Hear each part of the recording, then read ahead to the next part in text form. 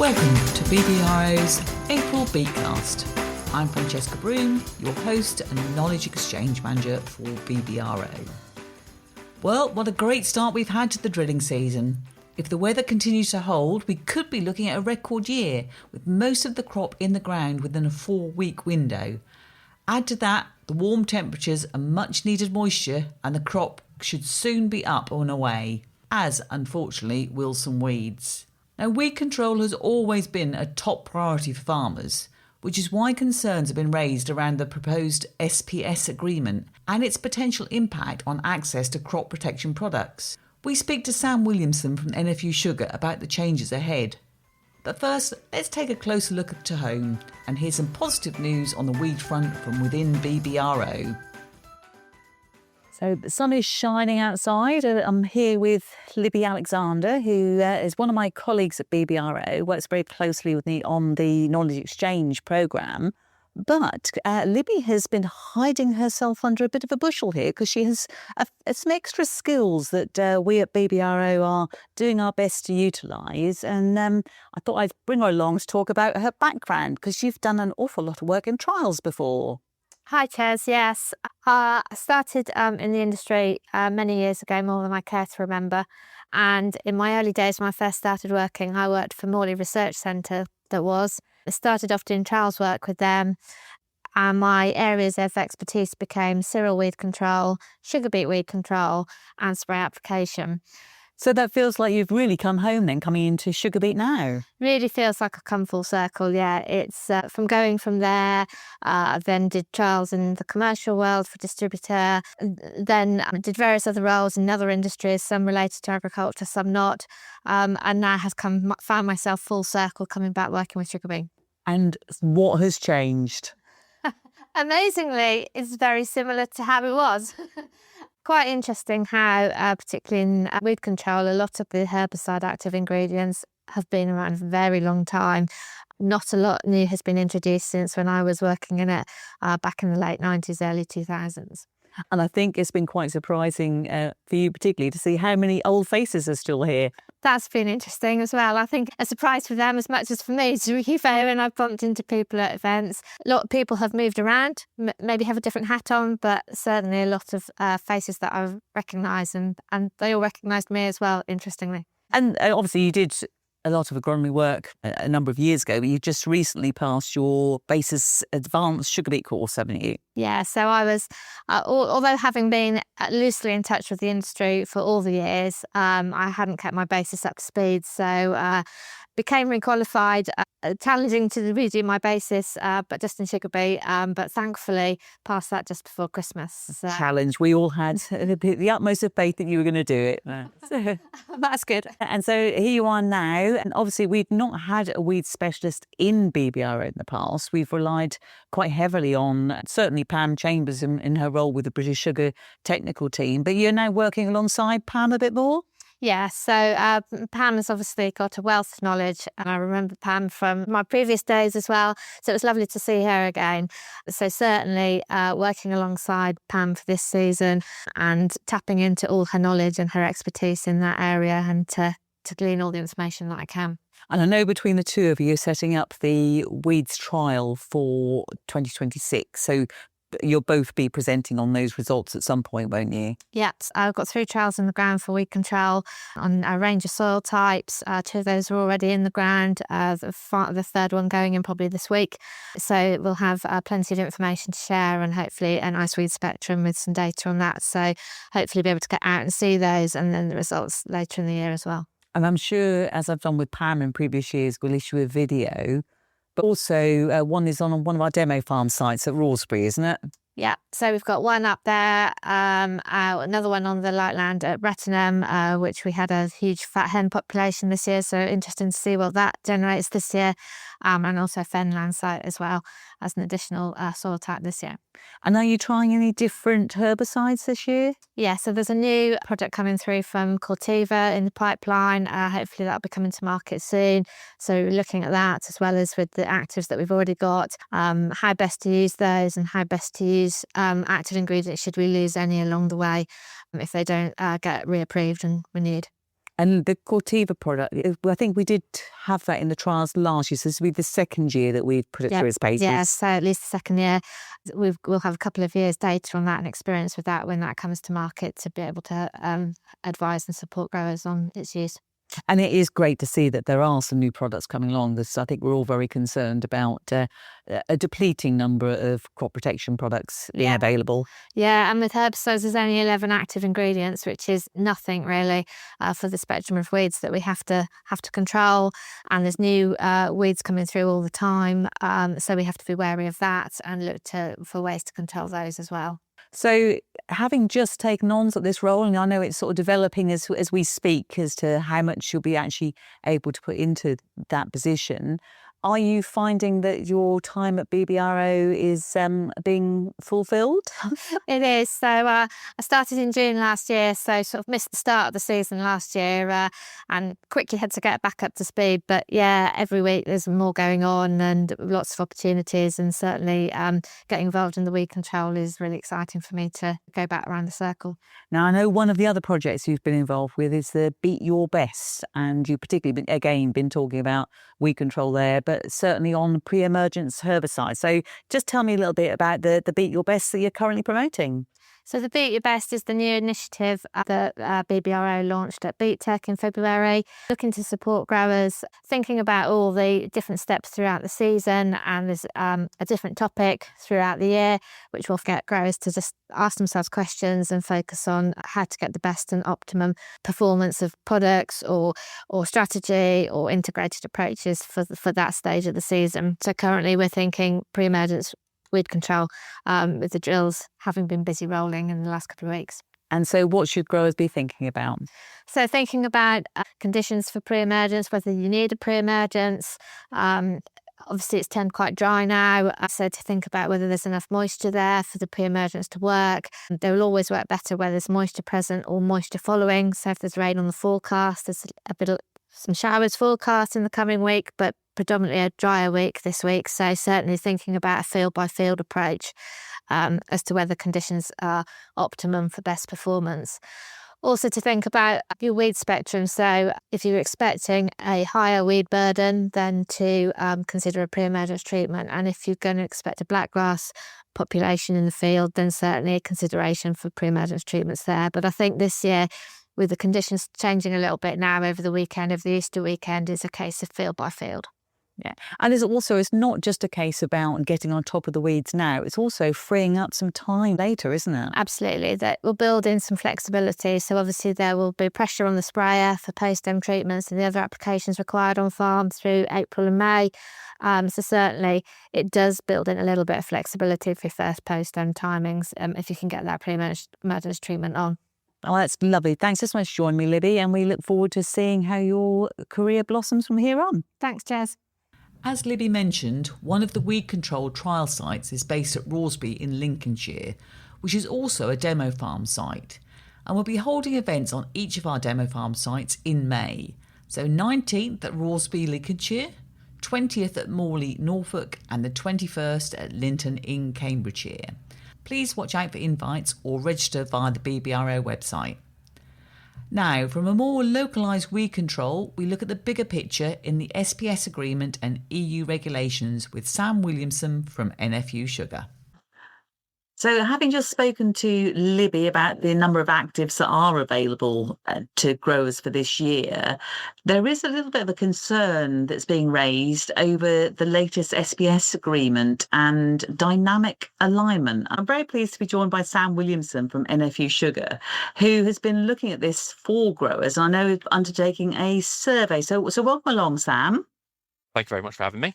Tell me a little bit more. What is this dynamic alignment and why should we be, not necessarily concerned, but why should we be watching the situation? Yeah, thanks, Ches. So as I say, thank you very much for having me along today. So dynamic alignment is one of the key principles of the new agreement that is going to exist between the EU and the UK, and this sits at the heart of the UK reset that growers might have heard mentioned several times in the Associated Press. So obviously, when the Labour government came in, part of its mandate upon which it was elected was to reset the relationship with the EU and try and ensure closer trading ties going forward. And a key part of this new trading agreement is going to be removing, to as greater an extent as possible, any friction that exists at the borders.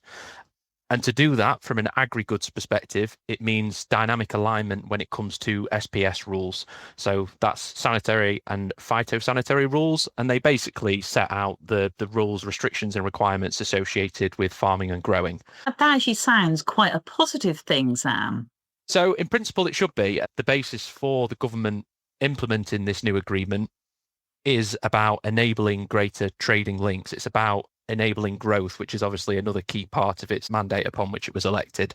And it wants to make it as easy as possible for farmers, growers, processors in the UK to produce goods and send them over to the EU. In principle, yes, sounds good. The challenge obviously comes with the fact that it means us meeting in the middle and agreeing a shared set of rules that will exist to cover both EU and UK farmers. And that's where the challenge sits, because since Brexit, the UK, or sorry, GB to be precise, has been entitled to implement its own set of SPS rules as its own sort of independent body.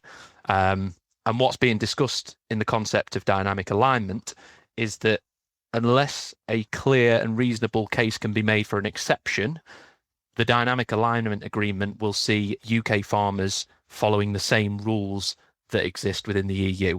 So it will mean throwing out the rules that we followed in the intervening period and aligning with the rules that exist in the EU.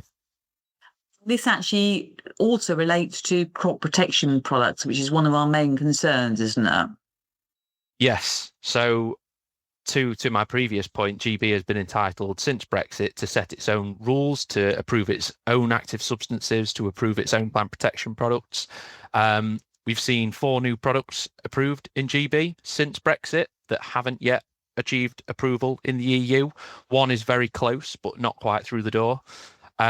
We've also seen a considerable number of active ingredients and their associated plant protection products lose their approval in the EU in the intervening period. So there's a list of 15 active ingredients that are still authorised for use in GB as it stands, and we could still go and buy them off the shelves today, that you can't in the EU as those approvals have been removed. Am I right in thinking that fenmedifam is one of those? So fenmedifam is one that is very much under threat. Fortunately, fenmedifam hasn't been lost quite yet. Fenmedifam's been under increasing levels of scrutiny in the EU for a number of years. As it stands, its approval expires at the back end of this year, and it's looking increasingly unlikely that it will receive further reapproval and that it will be permitted for use going forward. One of the actives that does fall into this bucket of already having been banned in the EU is triflusulfuron-methyl. So if we were to dynamically align with EU rules tomorrow, and if we were to start following the plant protection rules that exist within the EU and that same associated list of approved active ingredients, that would mean that we would lose access to triflusulfuron-methyl, which is obviously the active ingredient in debut. And that would actually happen sort of almost with immediate effect, won't it, once we've actually signed the piece of paper? So this has been a key lobbying ask of the NFU. And obviously it's something that as a sugar sector we've been working very closely on. So it's involved obviously NFU sugar, but also British Sugar as well, and leaning on the technical expertise of the BBRO. A case that we've been making persistently with government is the need to make sure that it isn't that cliff edge scenario. We don't want to be a world in which that piece of paper is signed and then the very next day growers are losing access to chemistry at the moment that they very much rely upon. What we've been asking for from the outset, and we continue to do so, are sufficient transition periods. So in an ideal world, we'd like to see growers have at least 2 seasons to use up any remaining stocks that they might have in the shed. As a minimum, we'd expect that to be an 18 months. That's very much a common sense approach to how we could manage things going forward. So is there any other of the actives that we should possibly be concerned of? So I know there's possible restrictions on glyphosate use. Yeah, so it's important to consider any level of concern in context, and it's important to note at this point in time that nothing is agreed until it's all agreed. So until we see the detail of exactly what is written on that piece of paper that is signed by UK government and by the European Commission, we won't know exactly what's been agreed in that negotiation, and we won't know exactly how our government's planning to ensure that that's implemented in a fair and reasonable and accessible way. In terms of glyphosate was renewed by the Europeans back in 2023, and it was given an approval through until 2033, but with a couple of important significant restrictions attached to its use. So the first being that there was a total load limit of 1.44 kilos per hectare per year, and secondly, that you couldn't use the product as a pre-harvest desiccant. Now, glyphosate's already on its way through its reapproval process in GB. So HSE and CRD have been considering that for some time now, and we're hoping that they might reach a decision on the reapproval of that substance in the UK, in GB, very soon. Our hope would be that the GB regulator wouldn't implement a maximum load limit, and that they wouldn't restrict the use of glyphosate as a pre-harvest desiccant, appreciating that in GB, in the UK, it can be very important that you can use it in such a way. What we would like to see happen, and what we've been asking government, is that UK GB farmers would continue to follow any decisions that had been taken by the GB regulator up until a decision is taken at EU level which supersedes that decision, in which the GB government, UK government and GB regulator had been able to play an active role in shaping the decision. So we appreciate that we're not going to have a decision-making role as a new party sort of agreeing a new trading relationship with the Europeans, but we would hope that we could have a decision shaping role that recognises the fact that we've got considerable expertise in the UK. Our regulator is well resourced and very capable. And hopefully that would allow us an opportunity to feed into the considerations which would sit behind the next consideration for reapproval of glyphosate. So our hope is that the GB regulator's decision with regards to glyphosate is through the door and complete before this new agreement is implemented, and that we would ideally like to see GB farmers and growers continue to follow the rules and restrictions, whatever they may be, attached with that glyphosate approval until the Europeans next consider that dossier. So in order to shape things going forward, I know the NFU have done a survey of growers, haven't they? What kind of responses have you had? Something that we've been waiting for quite a while is some more public comms from the government around what its intentions are, what its priorities are for the negotiation. And the government's call for information did open a few weeks ago, and with a view to feeding in as much information as we possibly could, with a view to making sure that government can reflect on that and improve outcomes, hopefully, for growers. So the NFU did launch a survey, which growers were obviously welcome to feed into, because really arming us with the ammunition to be able to go and make as many of these points, as many of these cases as strongly as we can with government is really important to being able to actually tangibly shift the dial and hopefully improve some of the lived outcomes on farm. I think at this point, it's worth reflecting on the fact that the negotiation's been ongoing for a while. And this call for information, more than anything, is going to be about helping government understand how to best implement the deal that it will likely agree very soon. What we're focused on now is making sure that the implementation is as smooth and seamless as possible on farm. And key for us from a plant protection perspective, and no least with regards some of these actives such as triflusulfuron and access to debut, it's going to be about those transition periods. And when does the actual call for information from the government close? Closes on the 23rd of April, and the NFU are going to be submitting a comprehensive response.